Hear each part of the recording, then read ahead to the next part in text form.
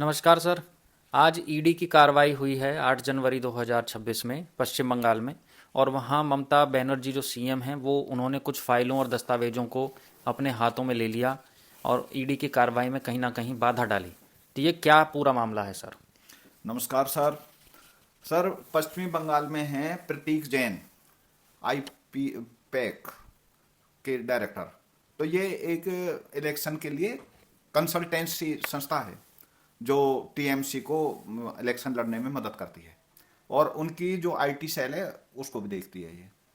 तो आज ईडी ने कलकत्ता में रेड की, उनके जो ऑफिस था आईपैक का, वहाँ पर रेड की। तो उसी समय पर ऐसा हंगामा हो गया कि ममता बनर्जी जी पहुंच गई। पश्चिमी बंगाल की पुलिस फोर्स थी, लगभग 150-200 पुलिस वाले थे, उनको लेकर के, और ईडी के हाथ से उन्होंने फाइलें ले ली, और जो कुछ सॉफ्टवेयर हार्डवेयर कॉपी जो वो ले ली, और जो एक जो ग्रीन फाइल दिखाई जा रही है बार बार, तो वो उसको वो लेकर और अपने साथ में लेकर चली गई। तो ये क्या वजह है कि उन्होंने ये इतना ऐसा स्टेप उठाया? क्या वजह है, ये आपको क्या दिखाई देता है? और कार्रवाई को इस तरीके से रोकना, ईडी की कार्रवाई को रोकना, तो क्या इसके कोई अंजाम नहीं होंगे? देखिए सर, ईडी वाले कह रहे हैं कि एक कोयला घोटाला हुआ है, उसकी रिपोर्ट भी दर्ज है, 2022 से वो मामला चल रहा है, तो उसके पूछताछ के लिए गए हैं वहां पर। तो ममता बनर्जी का तर्क है कि ये हमारी जो रणनीति है टीएमसी की, क्योंकि आप जानते ही हैं कि पश्चिमी बंगाल में इलेक्शन होने वाले हैं, तो वो कह रहे हैं कि ये सब उन चीज़ों की चोरी करने के लिए आए हैं कि हम क्या क्या काम कर रहे हैं, किस ढंग से इलेक्शन लड़ेंगे। तो ये ईडी वाले जो है ये किसी उसकी छानबीन करने नहीं आए, बल्कि ये तो एक बीजेपी के एजेंट के तौर पर काम कर रहे हैं, और जो ये हमारी रणनीति है उसको ये चुराने के लिए आए हैं। तो वो अपने वो सब फाइल वगैरह अपने साथ लेकर चली गई। अब सर, इसमें जो बात आती है कि भाई अब इसके लिए आगे क्या होगा, तो इसमें असल में कई पहलू हैं। जो ये ईडी है ये काम करती है वित्त मंत्रालय के अंडर में, और राजस्व विभाग है उसके अंडर में काम करती है। तो इसका काम है कि जो सबसे मुख्य, एक तो पीएमएलए है, एक फेमा है। तो उसमें पीएमएलए में क्या है कि जो अवैध संपत्ति है उसको वैध बनाना, और किसी भी तरीके से, जैसे ड्रग के द्वारा या विदेश से को किसी सांठगांठ से धन इकट्ठा करना, और फिर उसको एक उसमें वाइट मनी के तौर पे यूज करना, तो वो उसकी छानबीन करती है। ईडी का मुख्य काम ये है। तो इसकी धारा बहुत कठोर होती है पीएमएलए की असल में। इसका जिस प्रकार से ये जो हमारी आतंकवादी घटना होती हैं और इसमें जो धारा लगती हैं, जैसे कि ऊपा की धारा होती हैं, ऐसे ही इसमें ईडी की जो ये पीएमएलए की धारा होती हैं, इसमें इसी ढंग की धारा होती हैं ये। क्योंकि इसमें जो जो केस होता है तो उसका जो बर्डन है वो उस पर छोड़ दिया जाता है एक्यूज्ड पर, कि वो साबित करे कि उसके पास जो धन है वो अवैध नहीं है, वो वैध है। उसकी रेस्पॉन्सिबिलिटी दिखा दी जाती है इसमें। दूसरा, इसमें सबसे बड़ी बात यह है कि कोई भी क्रिमिनल केस हो और पुलिस के सामने जो भी एक्यूज्ड बयान देगा, क्योंकि पुलिस हर एक मुलजिम का बयान लेती है, और पुलिस के सामने तो हर मुलजिम कह देता कि हाँ जी ये क्राइम मैं नहीं किया है, लेकिन कोर्ट में जाके वो डिनाई कर देता कि नहीं जी मैंने तो पुलिस के दबाव में ये बयान दे दिया था, ऐसा कोई बात नहीं है, और वो उसी की बात मानी जाती है। जो जज होते हैं वो कहते हैं कि नहीं नहीं ये जो है ये मान्य नहीं है, पुलिस के सामने कोई बयान मान्य नहीं है, जो बयान यहाँ कोर्ट में होगा सिर्फ वो मान्य है। लेकिन ईडी के मामले में सर आप ये बात जानकर हैरान होंगे कि ईडी के मामले में ऐसा नहीं है। ईडी के मामले में जो एक्यूज्ड ने ईडी के सामने बयान दर्ज करा दिया है वो ही मान्य होगा। तो इसलिए ये इसकी जो धारा है थोड़ी कठोर हैं, और इनमें जमानत मिलना मुश्किल हो जाता है। तो अब इसका क्या असर पड़ेगा ये बंगाल की राजनीति में या देश की राजनीति में? क्योंकि एक अलग ही प्रेसिडेंट ये सेट हुआ है, कानून को हाथ में लेने वाली बात है। क्या ममता बनर्जी पर भी कोई कार्रवाई हो सकती है? देखिए सर, इसमें असल में ये इनकी जो रंजिशबाजी है ईडी की और पश्चिमी बंगाल गवर्नमेंट की, ये कोई नई रंजिश नहीं है। आपको अच्छी प्रकार से विदित होगा कि ये जो शेख शाहजहां वाला केस हुआ था संदेश खाली में, तो वहां पर भी ईडी गई थी शेख शाहजहां के खिलाफ, और उस पर भी ईडी की टीम पर हमला हुआ था। तो लेकिन कहीं कोई ऐसी बात नहीं हुई, केस वगैरह हुए, केस तो खैर होते ही हैं, लेकिन कोई ऐसी घटना नहीं हुई कि भाई बहुत ही ज्यादा एक उनके लिए बहुत हरास पनिशमेंट किया गया हो। वहां भी ईडी पर वो पथराव किया गया था, संदेश खाली में भी। और अभी हाल ही में जो मेन विटनेस था इसके शेख शाहजहां वाले केस में, उसकी किसी ट्रक ने मार के हत्या कर दी, उसमें भी केस दर्ज हुआ। लेकिन वो भी सब उन्हीं के ऊपर आरोप आया कि इन्होंने इसको मरवाया। तो ये केस तो होते रहते हैं खैर। लेकिन इसमें जो असल मुद्दा है सर, वो ये है कि एक सिटिंग सीएम उसमें इन्वॉल्व है। अगर कोई पब्लिक का मैटर होता कि पब्लिक ने कोई हंगामा किया होता, पब्लिक ने कोई पत्थरबाजी कर दी होती, तो उनके खिलाफ केस होते, अरेस्ट होते, वो एक अलग मैटर हो जाता।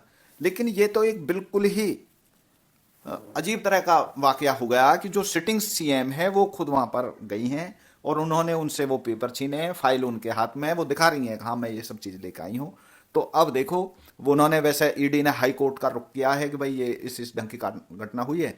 अब इसमें जो भी लीगल ऑप्शन है वो हाई कोर्ट की क्या डायरेक्शन आती है, क्या वो एफआईआर करते हैं और किस ढंग से ये कार्रवाई होगी, क्योंकि ये जो मामला है वो अलग ढंग का मामला अब हो गया। और आपकी जैसे भविष्यवाणियां बिहार पर भी सटीक निकली हैं, बंगाल पर आप क्या कहना चाहेंगे? बंगाल चुनाव पर आप क्या अपनी राय रखेंगे? देखिए सर, पश्चिमी बंगाल एक ऐसा स्टेट है कि हमें थोड़ी उसकी पृष्ठभूमि में जाना पड़ेगा। आप जानते हैं कि ये मार्क्सवादियों का गढ़ था पहले, और यहाँ पे हमेशा ही मार्क्सवादियों की जो गवर्नमेंट रही है, जो प्रोमिनेंट मार्क्सवादी हैं, ज्योति बसु यहाँ पर मुख्यमंत्री लगातार रहे हैं, उनका रिकॉर्ड रहा है ज्योति बसु जी का। ज्योति बसु को तो प्रधानमंत्री भी बनाना चाहते थे, लेकिन वो नहीं माने थे। उन्होंने कही थी कि नहीं नहीं, जो जनता पार्टी की गवर्नमेंट उनको बनाना चाहती थी, तो लेकिन वो नहीं माने थे कि नहीं मुझे पश्चिमी बंगाल से नहीं हटना। तो उसके बाद पहले यहाँ पे कांग्रेस रही है, कांग्रेस को हटा करके फिर मार्क्सिस्ट आ गए यहाँ पे। और वो ममता बनर्जी पहले कांग्रेस में ही थी। ममता बनर्जी चाहती थी कि इस मार्क्सिस्ट को हटाया जाए, जो इनका वोट बैंक है उसका अपोज किया जाए। तो ये आरोप लगते रहे हैं कि भाई जो ये बांग्लादेश से आते हैं जो रिफ्यूजी हैं वो सब इसका मार्क्सिस्ट का वोट बैंक है। तो ममता बनर्जी ने इसका विरोध किया था काफ़ी, लेकिन कांग्रेस की सिंपैथी थी मार्क्सिस्ट के साथ में। तो खैर ममता बनर्जी बहुत जुझारू नेता हैं, तो वो अपना पश्चिम बंगाल की मुख्यमंत्री बन गई कांग्रेस से अलग हटके। अब वहां पे जो मार्क्सिस्ट का कोई वो नहीं रहा, बिल्कुल आधार, कांग्रेस का बिल्कुल कोई आधार नहीं है। कांग्रेस के थे वहां पे जो ममता बनर्जी का हमेशा अपोज किया करते थे, कांग्रेस के अध्यक्ष थे अधीर रंजन चौधरी जी। तो उनकी ही कोई बात अब कांग्रेस में नहीं सुन रहा, बिल्कुल। उन्होंने तो कहा है कि भाई हमें ममता बनर्जी का पुरजोर विरोध करना चाहिए, तभी तो कांग्रेस आगे आ पाएगी यहाँ पे। लेकिन उनकी कोई बात नहीं सुनेगी। तो वो तो अब जो ये घटना हुई है उस पर उन्होंने स्टेटमेंट दिया है कि ममता बनर्जी की तो तुरंत गिरफ्तारी होनी चाहिए, जिस ढंग का इनका काम है।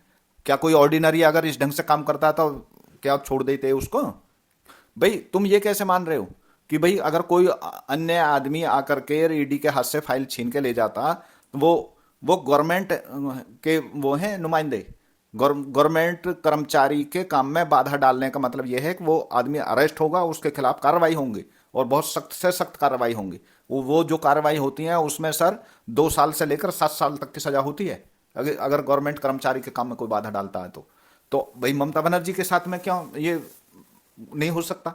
तो वो तो मांग कर रहे हैं।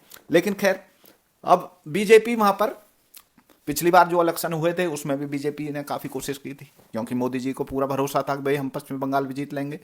लेकिन इसके बावजूद भी ममता बनर्जी अपनी कामयाबी हासिल कर ली उन्होंने। अब की बार तो बिल्कुल ही ये है कि भाई किसी भी ढंग से अपनी पूरी ताकत झोंक करके ममता बनर्जी को हटा दिया जाए, क्योंकि जो वातावरण उन्होंने बना दिया है वहां पर, जो एक तरीका से कि पूरी तरीका से उन्होंने जो मुस्लिम अपीजमेंट की नीति अपना रखी है।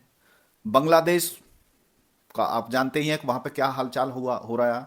वहां पे हिंदुओं के साथ अत्याचार हो रहे हैं, मारधाड़ हो रही है, उनकी संपत्ति लूटी जा रही है। ममता बनर्जी उन सब चीजों पर खामोश है, इसके अपोज में, बल्कि कि वो जो मुसलमान हैं उन सबको बढ़ावा दे रही हैं, उनकी वोटिंग के लिए कह रही हैं कि भाई ये जो एसआईआर हो रहा है इसमें इनकी वोट काटी जा रही है, ये हो रहा वो हो रहा। तो ये एक वहां पे एक अलग ही ढंग का माहौल बना हुआ है। वहां की जो राजनीतिक स्थिति है वो एक ऐसी क्लियर स्थिति नहीं है कि भाई इस ढंग से इलेक्शन हो जाएगा, इस ढंग से जीत हार हो जाएगी। बिहार के जो इलेक्शन थे उसमें साफ दिखाई दे रहा था कि भाई आरजेडी और इसके बीजेपी जेडीयू के गठबंधन के बीच में टक्कर है। अब उसमें दिखाई दे रही थी कि भाई इनकी बढ़त होने की संभावना ज़्यादा है, क्योंकि आरजेडी का गठबंधन था कांग्रेस के साथ में। कांग्रेस वहाँ कहीं कुछ थी ही नहीं, उसका वजूद नहीं था, तो इसलिए वहाँ तो साफ स्थिति नज़र आ रही थी। लेकिन यहाँ पे स्थिति इतनी उलझी हुई है, इतनी उलझी हुई है कि ये कहना एक किसी भी आदमी के लिए मुश्किल ही नहीं बल्कि असंभव है कि नहीं भाई ये पार्टी लीड कर रही है। देखो, अपनी जीत के दावे तो सभी करते हैं। ममता बनर्जी कह रही हैं जी कि बीजेपी मेरी जीत से बौखला रही है और वो इसलिए ईडी का दुरुपयोग कर रही है, सीबीआई का दुरुपयोग कर रही है, ये कर रही है, वो कर रही है। और जो बीजेपी कह रही है कि ममता बनर्जी अपनी हार से बौखला रही हैं, इसलिए वो इस ढंग के कार्रवाई कर रही हैं कि जनता की नज़र में है कि भाई मैं तो ये अपने बंगाल के साथ खड़ी हूँ और आम लोग के साथ खड़ी हूँ। तो ये स्थिति वहाँ पे बनी हुई है। अब ये बहुत ही एक तरीका से पेच फंसा हुआ है वहाँ पर। धन्यवाद सर। हम बंगाल के इस पूरे नाट्यक्रम पर, इस चुनाव पर, सभी पर हम अपनी पैनी निगाह बना कर रखेंगे। आप से बराबर हम ये जानकारी लेते रहेंगे, जुटाते रहेंगे कि आखिर अब वहाँ क्या हो रहा है, वहाँ कैसे नाटकीय मोड़ से चीज़ें गुजर रही हैं। धन्यवाद सर। बहुत बहुत धन्यवाद सर।